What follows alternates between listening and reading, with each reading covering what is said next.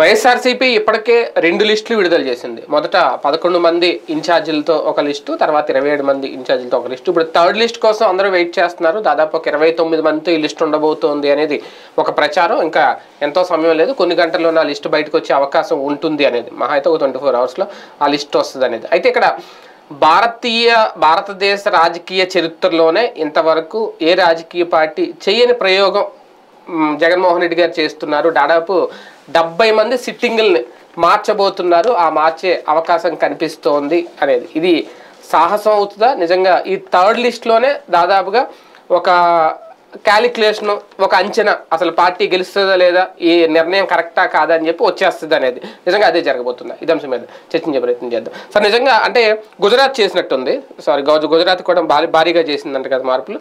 తర్వాత ఇంకా ఏ రాష్ట్రం కూడా ఇంత సాహసం అయితే చేయలేదు. ఒక జగన్మోహన్ రెడ్డి గారు చేస్తున్నారు. నిజంగా సాహసం అనుకోవాలా, లేదంటే ఆ మార్పులు ఇప్పుడు అవసరమా? ఇప్పుడు థర్డ్ లిస్ట్లో అవి కనిపించబోతున్నాయి. జగన్ని టార్గెట్ చేయడం కోసం ఆంధ్రాలో జరిగినటువంటి మార్పుల్నే అడ్డదిడ్డంగా అబద్ధాలుగా చెప్తున్నాడు. ఆంధ్రాలో గతంలో కూడా భారీగానే జరిగినాయి ఇట్లాంటి మార్పులు. ఈవెన్ పార్టీలోనే మీరు అనేది లేదు, ఇంక్లూడింగ్ వైఎస్ఆర్ కాంగ్రెస్ పార్టీ.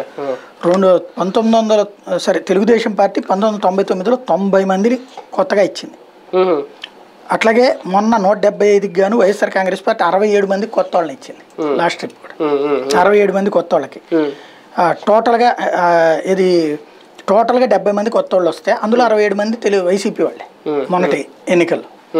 అట్లాగే చూసుకుంటే 52% దగ్గరగా. ఈవెన్ పార్లమెంట్కి చూస్తే 2014 సంవత్సరంలో 2019 సంవత్సరంలో చాలా కొత్త ముఖాలు వచ్చినాయి. 2019లో 300 కొత్త ముఖాలు వచ్చినాయి దేశవ్యాప్తంగా కూడా. ఇది మార్పులు మెయిన్ వచ్చేటప్పటికి ఏంటంటే 1/3 మార్పు అన్నటువంటి చాలా చోట్ల చేసుకొస్తున్నారు. అంటే చిన్న ఇందులో ఒక డౌట్, ప్రతిపక్షంలో ఉండి ఎన్నికలకి వెళ్ళి అధికార పక్షంలోకి వచ్చేటప్పుడు ఇటువంటి ప్రయోగం, ఈ మార్పులు చేయడం వేరు. ఆల్రెడీ అధికార పక్షంలో ఉండి సిట్టింగుల్లో ఈ సామాజిక వర్గం పేరుతో, సామాజిక న్యాయం పేరుతో మార్పులు చేయడం వేరు. అది జగన్మోహన్ రెడ్డి గారు చేస్తున్నారు. ఈ తరహా గతంలో కూడా జరిగింది. మధ్యప్రదేశ్, రాజస్థాన్, ఛత్తీస్గఢ్ భారతీయ జనతా పార్టీ పాలిత రాష్ట్రాలన్నింటిలో జరుగుతుంది సోషల్ ఇంజనీరింగ్ అన్నటువంటిది. అంటే ఒకే మనిషి జీవితకాలం ఒకే నియోజకవర్గంలో ఉంటాడు, తప్పులే, కానీ ఆడి తప్పించి ఇంకెడవడు కాదా, వాడి కులం. అంటే మరి మిగతా వర్గాలు ఎట్లాగా? ఇవాళ రోజున మీరు బీసీ, ఎస్సీ, ఎస్టీ అనే కాన్సెప్ట్ ఎందుకు వస్తుంది? తరతరాలుగా అగ్రవర్ణాలే అంబేద్కర్ రాసిన రాజ్యాంగం, కానీ రాజకీయ అధికారం దగ్గరకు వచ్చేటప్పటికి వీళ్ళే పొందుతూ ఉన్నారు.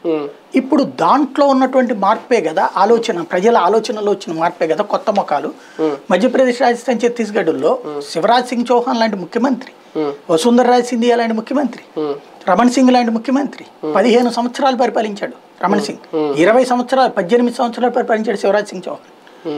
10 సంవత్సరాల పాటు పరిపాలించింది వసుంధర రాజ్ సింధియా. తీసి పక్కన పెట్టారు కదా, కొత్త వాళ్ళని పెట్టారు కదా. అట్లాగే అభ్యర్థుల పరంగా కూడా చూసుకున్నప్పుడు 40 నుంచి 60% మార్చుకొచ్చారు అక్కడ. ఒక రకంగా చెప్పాలంటే జగన్మోహన్ రెడ్డి వాళ్ళని ఫాలో అవుతున్నాడు. ఏది సోషల్ ఇంజనీరింగ్ అన్న ఏంటంటే భారతీయ జనతా పార్టీ ప్రతి ఎలక్షన్ అప్పుడు చేసుకొస్తుంది.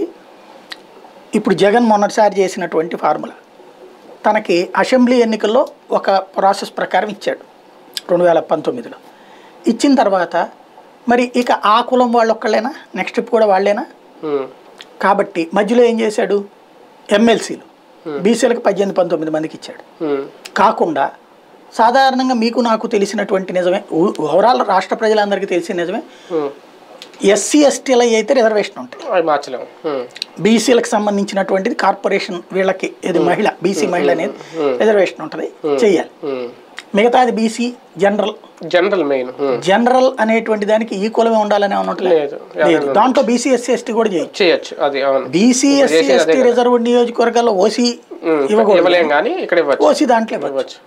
అందుకని ఏం చేస్తారు, అది ఓసీకి వచ్చిందయ్యా అందుకని ఓసీకి ఇచ్చాం, లేకపోతే మీకే ఇచ్చుండే వాళ్ళం అంటూ అక్కడ ఉన్న బీసీ, ఎస్సీ, ఎస్టీలని కన్విన్స్ చేసేవాళ్ళు. అక్కడ వచ్చింది కదా ఎస్సీకి ఇచ్చాం కదా, అక్కడ బీసీకి ఇచ్చాం కదా. కానీ ఓసీ సెట్లని బీసీకి దాదాపు 10 కార్పొరేషన్లు 9 కార్పొరేషన్లు బీసీలకు ఇచ్చారు. 9 కార్పొరేషన్లు ఆంధ్రప్రదేశ్ రాజకీయ చరిత్రలో ఫస్ట్ టైం అది. ఇంతవరకు ఎవరు రాజశేఖర రెడ్డి సాహసం చేయలే, ఎన్టీఆర్ సాహసం చేయలేదు, ఎవరు చేయలేదు, చంద్రబాబు చేయలేదు, ఎవ్వరు చేయలేదు. అట్లాంటిది ఫస్ట్ టైం. వాస్తవంగా ఏంటి తనది టార్గెట్ ఆయా వర్గాలకే. రెండోది వచ్చేటప్పటికి మున్సిపాలిటీలు. మున్సిపాలిటీల్లో దాదాపు 70కి పైగా ఇట్లాగే వచ్చినాయి. రెడ్లకి వీళ్ళకి ఇచ్చుకున్న చాలా తక్కువ. అసలు ఒరిజినల్ గా చెప్పాలంటే రెడ్లు రగిలిపోతున్నారు. అవును, మెయిన్ వాళ్ళకి మమ్మల్ని దొక్కిపాడేస్తున్నాడు మాతో వచ్చి అనేది. అవును, ఇతనేంటి ఎస్సీ ఎస్టీ మైనారిటీ తనకున్నారు, అదనంగా బీసీ ఓట్లు తెలుగుదేశం నుంచి లాగుతున్నాడు. ఇప్పుడు గొడవ అంతా ఏంటంటే సోషల్ ఇంజనీరింగ్ అంటున్నటువంటిది బీసీ సామాజిక వర్గంలో తెలుగుదేశం ఏ సామాజిక వర్గాలు, యాదవ, గౌడ, ఇట్లా కొన్ని సామాజిక వర్గాలు వీళ్ళ వైపు ఉండేటువంటివి ఉంటాయి.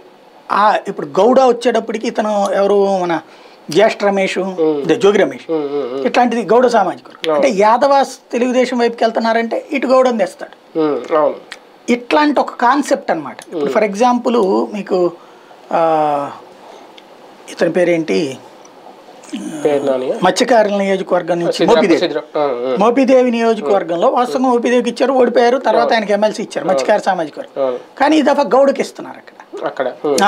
అంటే తెలుగుదేశం పార్టీ బీసీలకు ఇచ్చే దాంట్లో ఆ బీసీలలో వీళ్ళు ఎట్ట చేశారు, కాంగ్రెస్ ఎస్సీల్లో మాలలకు ఎక్కువ ప్రయారిటీ ఇస్తుందని చెప్పేసి తెలుగుదేశం ఒకనాడు మందకృష్ణ మాదిగని పుట్టుకుని ఎట్లయితే కథ నడిపిందో, ఇప్పుడు తెలుగుదేశం పార్టీ బీసీల్లో ఒక వర్గానికి ఇస్తుందని రెండో వర్గాన్ని వీళ్ళు నెత్తిన పెట్టుకుంటున్నారు. ప్లస్ మిగతా బీసీలు మత్స్యకార సామాజిక వర్గానికి పదవులు ఇవ్వటమా, లేకపోతే కనుక పల్లెకారులు అతను ఎవరు జయమంగళ వెంకటరామ ఇచ్చారు కదా, అట్లాంటి కాన్సెప్ట్ తెర మీదకి తీసుకొస్తున్నాడు. అంటే సోషల్ ఇంజనీరింగ్ లో ఏ సామాజిక వర్గాల వాళ్ళు రాజకీయంగా ఇంతవరకు ఎక్కువ పదవులు పొందారు బీసీలో, ఆ వర్గాలు కాకుండా నెక్స్ట్ వర్గాలు.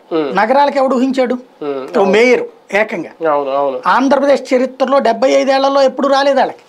నాకు తెలిసి ఒకే ఒకటి గుర్తు, నేను ఈనాడులో పనిచేసే రోజుల్లో స్టాండింగ్ కమిటీ చైర్మన్ అడప అప్పారావు గారు ఏదో ఉండేది విజయవాడ 1 టౌన్, ఆయనకి స్టాండింగ్ కమిటీ చైర్మన్ ఇచ్చారు. అదే పెద్ద పోస్ట్ నగరాలకి. నగరాల జీవితంలో కార్పొరేషన్ లో స్టాండింగ్ కమిటీ చైర్మన్, అది కూడా సగం రోజులే పనిచేసింది, ఏడాది. అదే గొప్ప పోస్ట్ ఆ రోజుల్లో. కాంగ్రెస్ పార్టీ నగరాలకు ఇచ్చిందోహో అని నగరాలు సంబరాలు చేసుకుని ఆయనకి సన్మానాలు చేసినటువంటి ఉండేది. అలాంటి స్టేజ్ నుంచి తర్వాత దుర్గగుడి చైర్మన్ ఇచ్చాడు పైలాకి, ఈయనకి ఏకంగా ఇది ఇచ్చారు. ఇట్లాంటి కాన్సెప్ట్ ఏదైతే ఉందో నగర ఏ సామాజిక వర్గాలు అయితే ఉండి పెద్ద సంఖ్యలో ఎక్కువ కాలం ఏ పదవులు పొందలేకపోయారు, పెద్ద పదవులు, వాళ్ళల్లో వాస్తవంగా ప్రముఖ నాయకులు లేరు. నిజంగా చెప్పాలంటే ప్రముఖ నాయకులు లేరు. ఎందుకని, అవకాశాలు ఇస్తేనే కదా ప్రముఖులు అయ్యేది. అవకాశాలు ఇవ్వలేదు. ఎందుకని, వాళ్ళ కులాన్ని పోలరైజ్ చేసుకుంటారన్న నమ్మకం లేక ఇతను ఇస్తున్నాడు ఇప్పుడు పోలరైజ్ చేసుకోవడానికి. ఇప్పుడు ఈ 4 ఏళ్ల నుంచి ఆ పని చేసుకుంటూ వస్తున్నాడు కాబట్టి ఆయా సామాజిక వర్గాలు దూరారు. ఏది వివిధ కార్పొరేషన్లు, కులాల వారి కార్పొరేషన్ల కారణంగా కావచ్చు, ఇవన్నిటి వారిని కావచ్చు. కాబట్టి ఆ దూరినటువంటి వాళ్ళని వాడుకోవడం అన్నటువంటిది ఇప్పుడు చేయబోతున్నాడు ఆయన. 29 మందితో ఇప్పుడు థర్డ్ లిస్ట్ రాబోతుంది అంటున్నారు. దీంట్లో దాదాపుగా అందరి జాతకాలు తేలిపోతాయి అంటే ఇంకో లిస్ట్ ఉంటుంది గ్యారంటీగా, అది ఫైనల్ లిస్ట్ అయ్యి ఉండొచ్చు అనేది, ఇది కూడా ఫైనల్ లిస్ట్ అయ్యి ఉండొచ్చు అనేది నాకు తెలిసినంత 100 సీట్ల వరకు కన్ఫర్మ్ అయిపోయింది. ఇప్పుడు లాస్ట్ ట్రిప్ ఇచ్చినటువంటి 38లో ఒక 11 మందికి ఏమో తేడాలు వచ్చినాయి కదా, మిగతా అటు దిట్టు చేశారు. వాళ్ళు పోను ఇంకొక 70 మంది ఆల్రెడీ ఫైనలైజ్ అయిపోయింది. ఇంకొక 100 మంది, దాదాపుగా 130-140 మంది అయిపోయింది. ఈ మిగతాదో 30 మంది 35 మంది అటు ఇటు మార్చేటువంటి లెక్కలు ఇవి. ఏది మార్పులు చేర్పులు కొన్ని తొలగింపులకు సంబంధించినవి.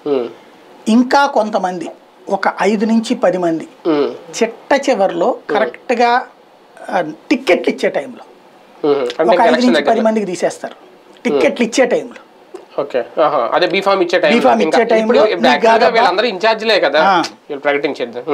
ఆ చివరిలో ఒక 5 నుంచి 10 మందికి వాళ్ళు ఏంటంటే నియోజకవర్గాల్లో రచ్చ చేయగలిగిన బ్యాచ్ ఉంటారు.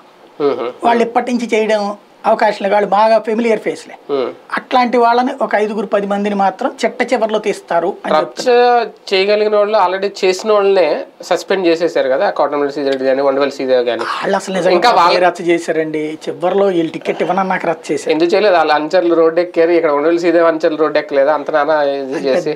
ఇదేం కాదు, అసలు కూడా ఏంటంటే నేను అనేది ముందు చేసిన వాళ్ళు కాదు, అయిపోయాక కాసేపు అడావిడి చేశారు, తర్వాత ఎవరికాళ్ళు నెక్స్ట్ తెలుగుదేశంతో మమేకం అయిపోయారు.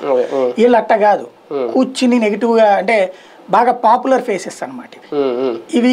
కొంచెం సోషల్ మీడియాలో కానీ వీటిలో ట్రోలింగ్ బ్యాచ్ అంటే వైరల్ బ్యాచ్. వాళ్ళకి కొంతమందికి చివరిలో ఎర్తు పెడతారు అన్నటువంటి ప్రచారం అయితే ఉంది. అంటే వాస్తవం తెలియదు. నిజంగా అదే కారణం జరిగితే వాళ్ళు కూడా లోకల్ గా సహకరించాలి కదా, కొత్త అభ్యర్థిని పెట్టిన ఆ సహకారం ద్వారా వద్దాము. ఇప్పుడు జగన్ తన ఫేస్ తో వెళ్తున్నాడండి, లోకల్ అన్నటువంటిది ఒక ఎసెట్ కింద చూస్తున్నాడు అంతే. జగన్ తనను తాను పరీక్షకు పెట్టుకున్నాడు, చంద్రబాబు నాయుడు తనకి తాను పరీక్షకి ధైర్యం చేయలేక పవన్ కళ్యాణ్ వెంట పెట్టుకుని బీజేపీతో కమ్యూనిస్టులతోనూ వెంట పెట్టుకుంటున్నాడు. సింపుల్, తనను తాను నమ్ముకుంటున్నాడు జగన్. ఇప్పటికే ఈ 2 లిస్టులకే రాజీనామాలు పెరిగినాయి. కొంతమంది అయితే గుడివాడ అమర్నాథ్ లాంటి వాళ్ళు అయితే ఏకంగా కంటదడి పెట్టుకుంటున్నారు, ఆవేదన చెందుతున్నారు.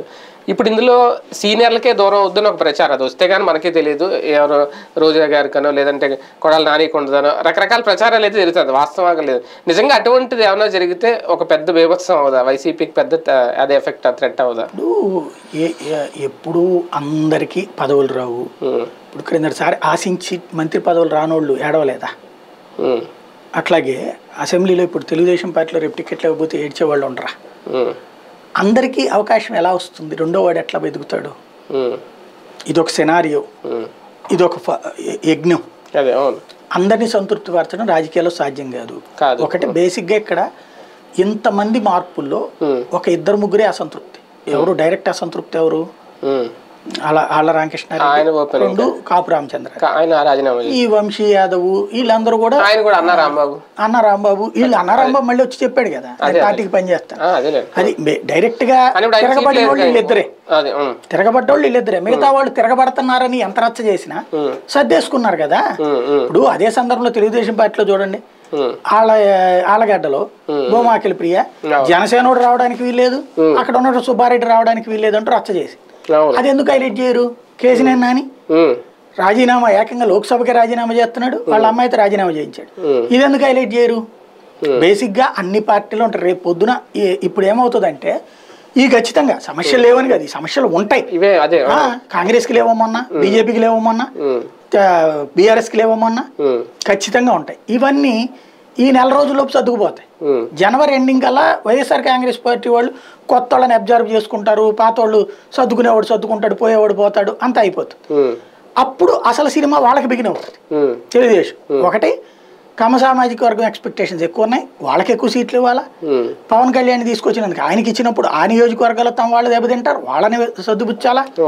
ఒకవేళ బీజేపీతో కమ్యూనిస్టులతో బొత్తు పెట్టుకుంటే వాళ్ళకి ఇచ్చిన సీట్ల దగ్గర మళ్ళీ అక్కడ గొడవ నడుస్తారు, దాన్ని సర్దిపుచ్చాలా. ఆల్రెడీ ఒక్కొక్క నియోజకవర్గం 2-3 ఎంకరేజ్ చేశారు, లోకేష్ ఒకళ్ళని, చంద్రబాబు ఒకళ్ళని, ఇట్లా అలాంటి చోట్ల కొట్టుకుంటుంటారు. వీళ్ళందరినీ కనిపించాలి. మధ్యలో ఎన్ఆర్ఐలు కొంతమంది చేత డబ్బులు ఖర్చు పెట్టించారు, వాళ్ళు ప్రెషర్ కుక్కర్లు లేకపోతే బియ్యపు మూటలు ఇట్లాంటివన్నీ పంచారు. ఇప్పుడు వాళ్ళందరూ గొడవ చేస్తారు, మమ్మల్ని ఏడదాకా పిలిచి ఇన్ని రోజులు ఖర్చు పెట్టించి మీరేంటని. మరి వాళ్ళది ఇంతమందిని సర్దుకోవడం అన్నటువంటిది రేపు పొద్దున అసలు పరీక్ష అప్పుడు బాబుకి బిగిన్ అవుతుంది. అప్పుడు ఇట్లా రాస్తారో లేదో చూడాలి. అత్యధిక స్థానాల్లో గెలుపొందడం కూడా వైసీపీకి ఇప్పుడు ఒక పెద్ద తలనొప్పి అవుతుందా? ఇప్పుడు సిట్టింగ్ని తీసేస్తున్నారు అనేది. మామూలుగా బొటాబొటీ గెలుపుంటే ఖచ్చితంగా వాళ్ళకి ఇచ్చి మరికొంతమంది అవకాశాలు ఇస్తే 175 క్లియర్ అయిపోద్ది. 151 స్థానాల్లో గెలడం, 4 గెలడం అంటే 155. అది కూడా ఒక పెద్ద 19లో మన వీడియోలు చూసినా, మన డిబేట్లు చూసినా అప్పుడే చెప్పే నేను, ఎక్కువ మంది ఎక్కువైతే మధ్య పలచన అవుతుంది. ఇప్పుడు ఎక్కువ మంది గెలిచేటప్పటికి ఆకాంక్షలు ఎక్కువైపోతే అందరికి ఇవ్వలేడు, తర్వాత స్ట్రగుల్స్ ఉంటాయి, ఎక్కువ ఫేస్ చేయాల్సి వస్తుందని అప్పుడే చెప్పాను. అదే జరుగుతుంది ఇప్పుడు. అంతే. కానీ దాన్ని షార్ట్ అవుట్ చేయడం అనేది ఇంకా జగన్మోహన్ రెడ్డి గారు చేతిలో చేస్తారు. అందులో అవకాశాలు మాక్సిమం ఇచ్చాడు. ఏదో కార్పొరేషన్లనేనో అదనేనో ఇదని మాక్సిమం ఇచ్చాడు. పార్టీ నమ్ముకుంటే ఇస్తాడు. మెయిన్ అతను కుల సమీకరణాలు లెక్కేస్తున్నాడండి. ఆ కులాలకు ఫిట్ కానోడి యువతలకు వెళ్ళిపోవడం బెటర్. అంటే జగన్మోహన్ రెడ్డి గారు ముఖ్యమంత్రిగా ఉండగా ఆయన హయాంలో ఒక ఎమ్మెల్యే ఏళ్ల తరబడి ఎమ్మెల్యేగానో మంత్రిగానో కొనసాగాలంటే అది ఇంకా సాధ్యం అవుదు అనేది ఈ టర్మ్తో తేలిపోద్దా? ఇదే కాదు, మీకు ఇప్పుడు రేపు తెలుగుదేశంలోనే అంతే అవుతుంది. అన్ని పార్టీలు కూడా పాత రోజుల్లోకి మళ్ళీ 5 సార్లు 6 సార్లు ఎన్నికలు అనేటువంటిది పైన ఫ్యూచర్లో ఉండదు. ఎందుకంటే వాళ్ళ రూట్ మారిపోయింది, జనప ఆలోచన మారిపోయింది. మీకు దానికి సాక్ష్యం యనమల రామకృష్ణుడు ఇప్పటికీ big figure, Somireddy Chandramohan Reddy big figure. ఏమయ్యారు? బేసిక్గా చంద్రబాబు నాయుడే థ్రెట్ ఫీల్ అవుతున్నాడు కుప్పంలో. అంటే ఆలోచన మారుతోంది. ఇవాళ యూత్ పెద్ద ఆయనరా ఎమ్మెల్యేరా అనేవాడు ఎవడండి వాళ్ళు ఉండేది. ఇవాళ ఎమ్మెల్యేలంటే బలిసినోడు అయి ఉండాల, డబ్బులు సంపాదించుకునేవాడు అయి ఉండాలా, పంచిపెట్టేవాడు అయి ఉండాలా, దందాలు చేసేవాడు అయి ఉండాలి. అలాంటి వాటి మధ్యన ఎక్కడ ఫిట్ అవుతుంది వరకు? అదే రైట్, చూద్దాం. మొత్తానికి మరికొద్ది గంటల్లో 3వ లిస్ట్ అయితే రాబోతోంది వైసీపీ నుంచి. ఆ లిస్టులో ఎవరెవరి పేర్లు ఉంటాయి, ఎవరి పేర్లు ఉండవు, ఎవరికి స్థానచలనాల్లో మార్పు, ఎవరిని కంప్లీట్గా పక్కన పెట్టబోతున్నారు చూద్దాం. తర్వాత పరిణామాలు ఎలా ఉంటాయి కూడా చూడాల్సిందే.